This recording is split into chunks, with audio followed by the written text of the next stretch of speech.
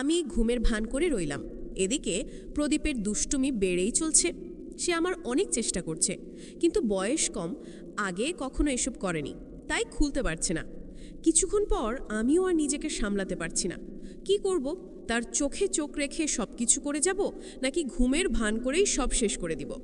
কিছুক্ষণের মধ্যেই আমার হয়ে গেল, এবার আর প্রদীপকে ধাক্কা মারা ছাড়া কোনো উপায় নেই। প্রদীপ তো নতুন কিছু বুঝে না, তাই ওর কানে কানে ফিসফিস করে বললাম, 2 মিনিট বিশ্রাম নাও আর আমাকে ধরো, আমার হয়ে গেছে। এরপর প্রদীপ আমাকে যা করলো। আমার নাম রিমা, বয়স 21 বছর, বাবা মায়ের প্রথম সন্তান আমরা, 3 বোন 1 ভাই, আর আমি সবার বড়। আমার পরে ছোট ভাই, তারপরে বাকি 2 বোন।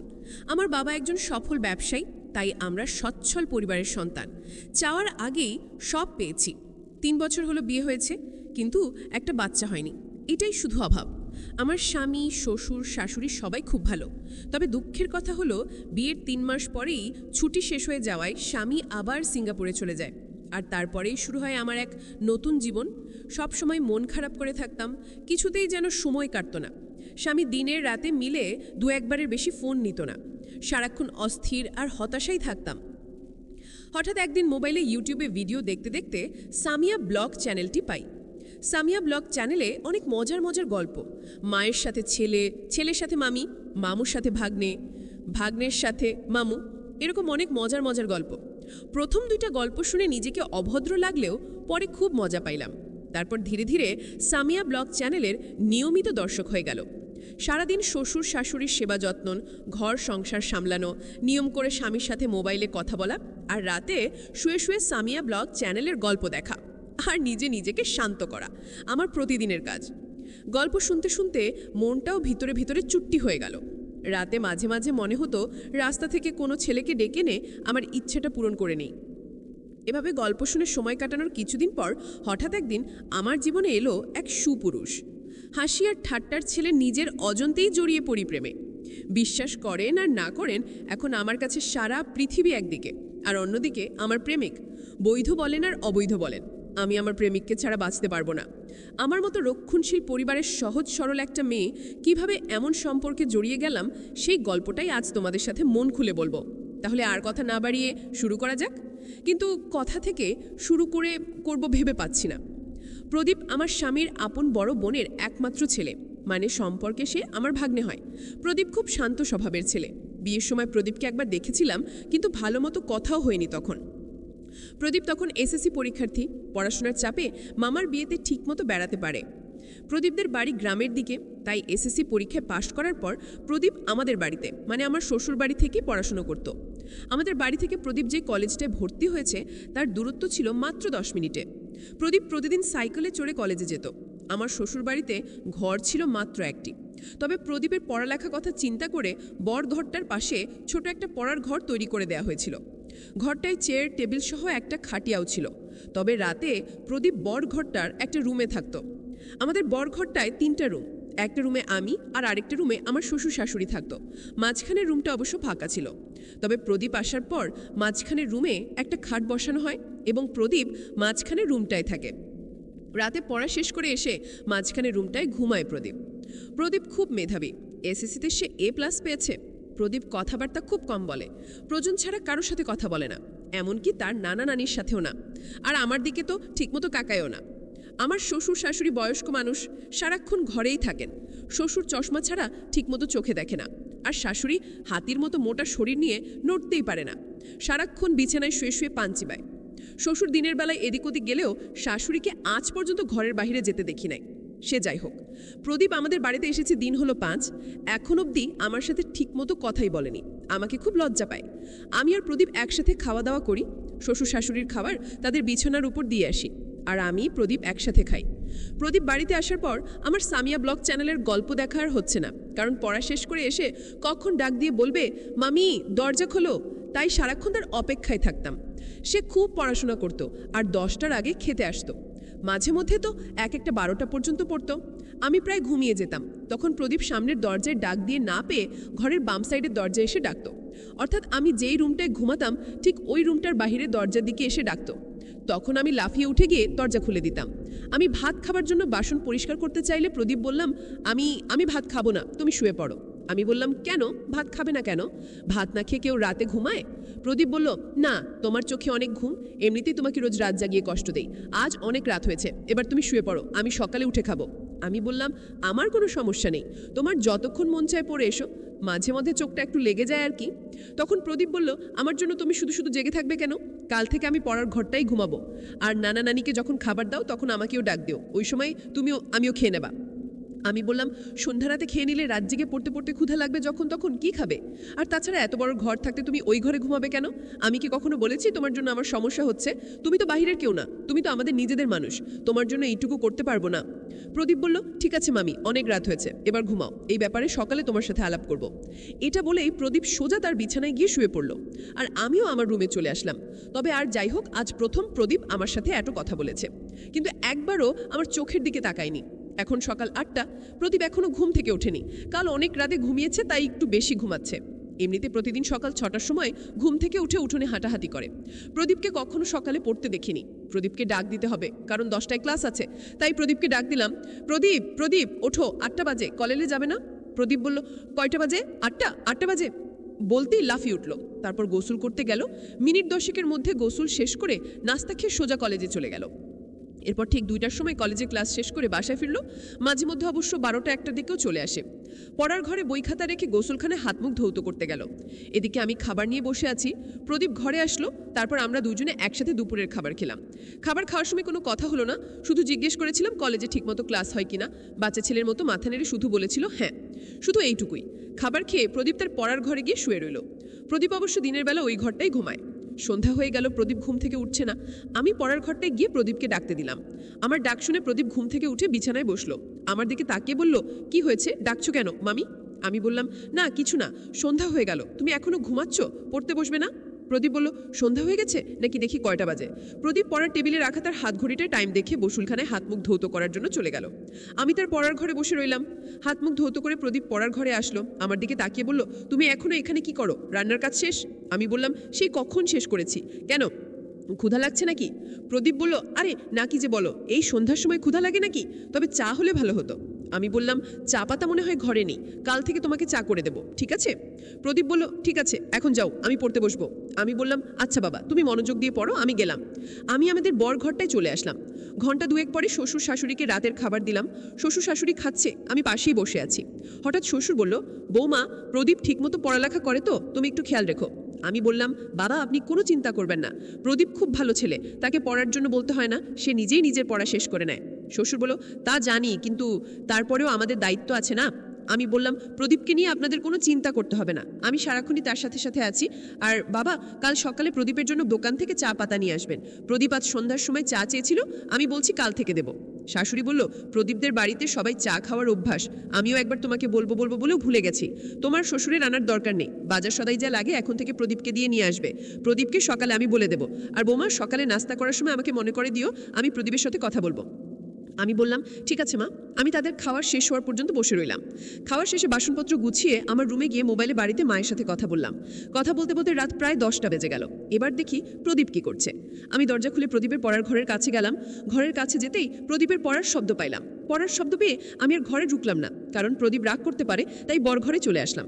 রাত প্রায় 11টার উপরে, কিন্তু প্রদীপ এখনো ঘরে আসছে না। আমি একা একা জেগে আছি।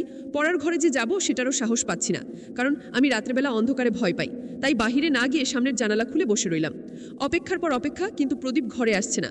পড়ার ঘরে না হয় ঘুমাবে, কিন্তু আসবে তো? আমার কিচ্ছু ভাল লাগছে না। কি করব ভেবে পাচ্ছি না। শ্বশুরকে ডাকবো নাকি ডাকবো না তাও বুঝতে পারছি না। এভাবে অপেক্ষা করতে করতে রাত প্রায় 12:30 বেজে গেল। এরপর আমি অপেক্ষা করতে করতে কখন যেন ঘুমিয়ে গেলাম। সকালে ঘুম থেকে উঠে শাশুড়িকে আমি জিজ্ঞেস করলাম, মা, প্রদীপ ঘরে আসে নাই? শাশুড়ি বলল, না, কেন, কি হয়েছে বৌমা? আমি বললাম, না কিছু না মা, প্রদীপ কাল রাতে বর ঘরে আসে নাই, পড়ার ঘরেই ঘুমিয়েছে। আমি অনেক রাত পর্যন্ত অপেক্ষা করে কখন যে ঘুমিয়ে পড়েছি নিজেও জানি না। শাশুড়ি বলল, কি বলো বৌমা, প্রদীপ পড়ার ঘরে ঘুমাবে কেন? এই ঘরে কি তার সমস্যা হয়? আমি বললাম, কি জানি মা, আমি সারাক্ষণই তার খেয়াল রাখি, আমার মনে হয় প্রদীপ আমাকে লজ্জা পায়। আচ্ছা মা, আমাকে লজ্জা পাওয়ার কি আছে? আমি তোর মার মতোই, তাই না? শাশুড়ি আমাকে বলল, প্রদীপ কি ডাকো, সে তোমাকে লজ্জা পাবে কেন? তুমি তো তাকে অনেক খাতির যত্ন করছো, সেটা তো আমি নিজেই দেখছি। তাহলে সে এমন করবে কেন? এটা তো ঠিক না। সে এখানে লেখাপড়া করবে, যখন যা লাগবে তোমাকে বলবে, তুমি না দিলে আমাদের বলবে। আর তুমি তো আমার লক্ষ্মী বৌমা, কত সুন্দর করে সংসারের সব দায়িত্ব নিজের কাঁধে নিয়েছো। কই প্রদীপ কই, ডাকো তাকে। আমি বললাম, ঠিক আছে মা, আপনি চিন্তা করবেন না, কয়দিন গেলে এমনিতেই লজ্জা চলে যাবে। দেখি প্রদীপ কি করছে, এখনো ঘুম থেকে কেন উঠছে না? 8:00টার উপরে বাজে, কলেজের সময় হয়ে যাচ্ছে না? আমি শাশুড়ির সাথে কথা বলে প্রদীপের পড়ার ঘরে গেলাম। এখনও দরজা বন্ধ, তার মানে প্রদীপের ঘুম ভাঙেনি। আমি দরজায় টোকা মেরে প্রদীপ প্রদীপ বলে ডাকতে লাগলাম। প্রদীপের কোনো সারা শব্দ নেই। অনেকক্ষণ ধরে ডাকছি, কিন্তু তার কোনো হুঁশি নেই। ঘরটায় আবার কোনো জানালাও নেই যে তাকে জানালার পাশে গিয়ে ডাকি। পুরো ঘরটায় একটাই দরজা। যাই হোক, এবার জোরে জোরে দরজায় থাপ্পড় মারতে থাকলাম। প্রায় 1-5-2-0 মিনিট ডাকাডাকির পর প্রদীপ দরজা খুলল। দরজা খুলে আবার বিছানায় গিয়ে শুয়ে পড়ল। আমি বুঝতে পারলাম না ঘুমে কাতরাচ্ছে নাকি অসুস্থ হয়ে পড়ল। আমি ঘরে ঢুকে তার মাথায় হাত দিলাম। হাত দিতেই দেখি শরীরে প্রচণ্ড জ্বর, শরীরটা যেন পুড়ে যাচ্ছে। আমি ভয় পেয়ে গেলাম। দৌড়ে বরঘরে এসে শাশুড়িকে বললাম। শাশুড়ি তো আবার সুন্দরবনের হাতি, চলাফেরা করতে পারে না, তাই আমাকে বলল, বৌমা, প্রদীপের শরীরটা ভিজা কাপড় দিয়ে মুছে দাও আর কপালে জলপট্টি দাও। আমি শাশুড়ির কথা মতো বালতিতে পানি নিয়ে প্রদীপের শরীর থেকে কাঁথা সরিয়ে তার টি-শার্ট খুলে সারা শরীর ভিজা কাপড় দিয়ে মুছে দিলাম। তারপর কপালে জলপট্টি দিলাম। প্রায় ঘণ্টাখানিক তার পাশে বসে রইলাম। এরপর আস্তে আস্তে প্রদীপ চোখ খুলতে লাগলো। আমি তাকে ধরে উঠে বসালাম। বসানোর পর প্রদীপ আমাকে বলল, মা, আমি রাতে যখন জ্বর অনুভব করি তখন সাথে সাথে গিয়ে তোমাকে ডাক দিয়েছিলাম, কিন্তু তুমি ঘুমিয়ে গিয়েছিলে, তাই তোমাকে আর বেশি ডাকাডাকি করিনি। আমি বললাম, এটা কোন কথা হলো প্রদীপ? তুমি অসুস্থ হয়ে একা একা এই ঘরে কেন ঘুমালে?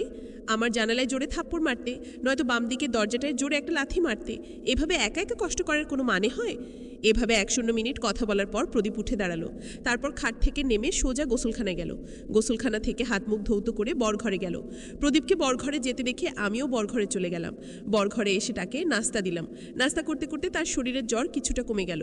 কলেজে যাওয়ার মতো সময় আর শরীরের কন্ডিশন কোনো ছিল না, তাই প্রদীপ আজ কলেজে গেল না, বাড়িতেই হাঁটাহাঁটি করছে। আমি রান্না করছি, হঠাৎ দেখি প্রদীপ আমার পেছনে দাঁড়িয়ে আছে। আমি বললাম, কি ব্যাপার, রান্না শিখবে নাকি?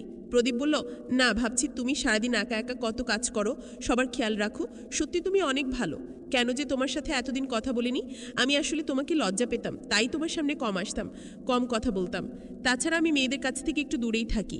আমি বললাম, কেন মেয়েদের কাছ থেকে দূরে কেন? মেয়েরা কি বাঘ না ভাল্লুক? প্রদীপ বলল, আরে না, তুমিও দেখছি কলেজের মেয়েদের মতো কথা বলো। আমি বললাম, কলেজে আবার মেয়ে বন্ধু নাই তো? প্রদীপ বলল, আরে না, আমাদের ক্লাসের একটা মেয়ে আছে, অথাইয়ে গায়ে পড়ে কথা বলে।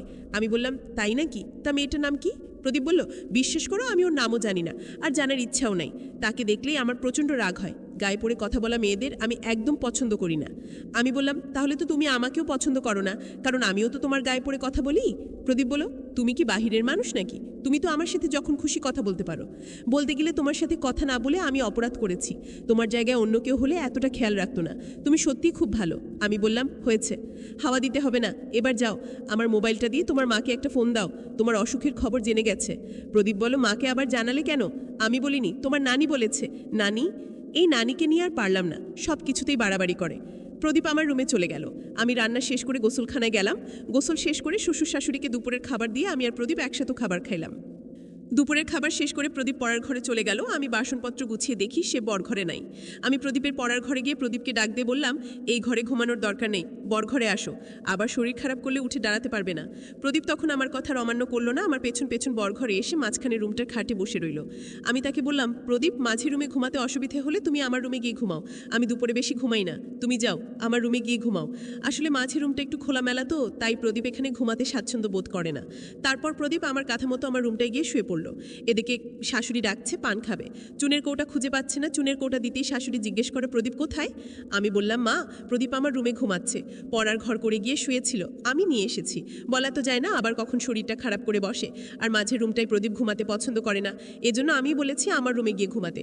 শাশুড়ি ভালোই করেছো, মাঝের রুমটা আসলে থাকার উপযুক্ত না। দেখো, প্রদীপকে বলো এখন থেকে তোমার সাথেই ঘুমাতে, রাতে পড়া শেষ করে তোমার সাথেই ঘুমাবে।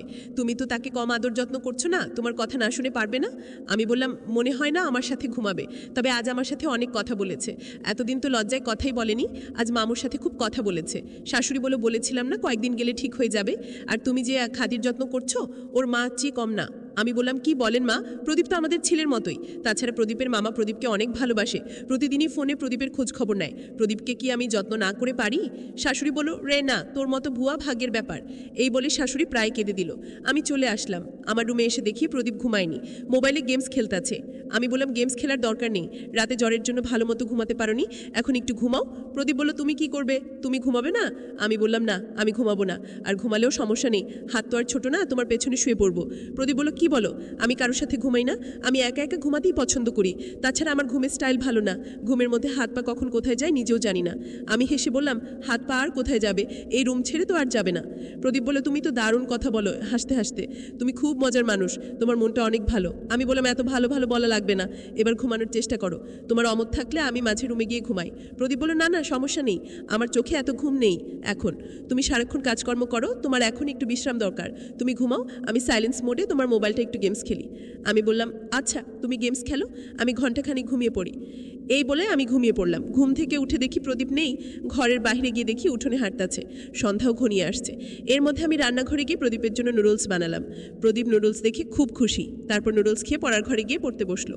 ঘন্টাখানিক পড়ার পর আমি গিয়ে তাকে নিয়ে আসলাম, বললাম, আজ আর এত পড়ার দরকার নেই, শরীর ভালো হলে কাল থেকে আবার পড়া শুরু করবা। প্রদীপ আমার সাথে বরঘরে চলে আসলো। রাতের খাবার খেয়ে ওঠার আগেই প্রদীপকে ডাকলো, প্রদীপ প্রদীপ, আসছি নানি। কি হয়েছে, ডাকছো কেন? প্রদীপের নানি বলল, ওই ছোট ঘরটা বানিয়েছি তোর পড়ার জন্য, থাকার জন্য না। মাঝের রুমটায় ঘুমাতে না পারলে তোর মামুর সাথে ঘুমা, তোর মামু কি তোকে কম আদর করে? মুরব্বীদের কথা শুনতে হয়, শুধু লেখাপড়া করলে হয় না, আদব কায়দাও শিখতে হয়। প্রদীপ বলল, ঠিক আছে তুমি ঘুমাও, আমি মামুর সাথেই ঘুমাবো। শাশুড়ির সাথে কথা বলে প্রদীপ যখন মাঝের রুমের খাটে বসলো, ঠিক তখনই হঠাৎ তার শরীরটা আবার আগুনের মতো গরম হতে লাগলো, শরীরটা যেন পুড়ে যাচ্ছে। প্রদীপ মাম্মাম বলে ডাকতে লাগলো। আমি আমার রুমে ছিলাম, দৌড়ে গেলাম প্রদীপের কাছে। আমি বললাম, কি হয়েছে প্রদীপ? প্রদীপ বলল, মামু দেখো, আমার শরীরটা আবার গরম হয়ে যাচ্ছে, শরীরটা যেন কাঁপছে। আমি বললাম, ঠিক আছে বাবা, তুমি বসো, আমি তোমার শরীরটা ভিজা কাপড় দিয়ে মুছে দিচ্ছি।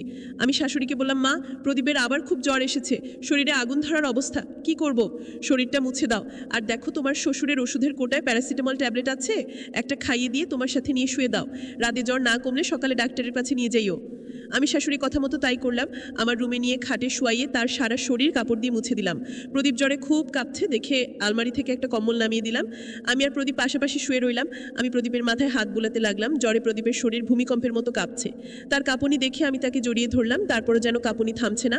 অনেকক্ষণ পর কাঁপুনিটা একটু কমেছে, এবার তার চোখে একটু ঘুমও দেখা যাচ্ছে। এদিকে আমার চোখেও ঘুম এসে গেছে। আমি প্রদীপের মাথায় হাত বুলাতে বুলাতে কখন জানি ঘুমিয়ে গেলাম। গভীর রাতে প্রদীপের জ্বর আমার বেড়ে যায়, কিন্তু আমি টের পাইনি। জ্বরের কাঁপুনিতে প্রদীপ আমাকে জড়িয়ে ধরে। প্রদীপ যখন আমাকে ধরেছিল, সম্ভবত আমার এলোমেলো ছিল, আমার স্পর্শে তার ইচ্ছার বিরুদ্ধেই তার শক্ত হয়ে যায়। নিজেকে সামলাতে না পেরে অবশেষে সে আমার করতে থাকে। আমি প্রথম কোনো কিছু টের পাইনি। প্রদীপ যখন কিছুক্ষণ করলো আমি টের পেলাম, কিন্তু প্রদীপের জ্বর বুঝতে পেরে আমি আর কিচ্ছু বললাম না, জেগেও ঘুমানোর ভান করলাম। তবে একটা কথা সত্য, এতদিন আমি যাই করেছি বলেছি না কেন, আমি প্রদীপকে কখনো অন্য চোখে দেখিনি। প্রদীপ আসার পর আমার রুটিনই চেঞ্জ হয়ে গিয়েছিল, জানি না কেন। তবে প্রদীপকে নিয়ে আমার কোনো অন্য মানসিকতা ছিল না।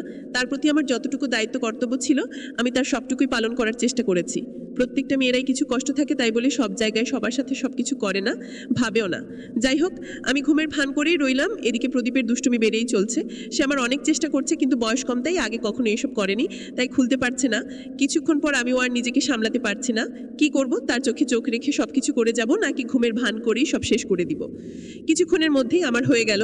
এবার আর প্রদীপকে ধাক্কা মারা ছাড়া কোনো উপায় নেই। প্রদীপ তো নতুন কিছু বোঝে না, তাই ওর কানে কানে ফিসফিস করে বললাম, 2 মিনিট বিশ্রাম নাও আর আমাকে ধরো, আমার হয়ে গেছে। এরপর প্রদীপ আমাকে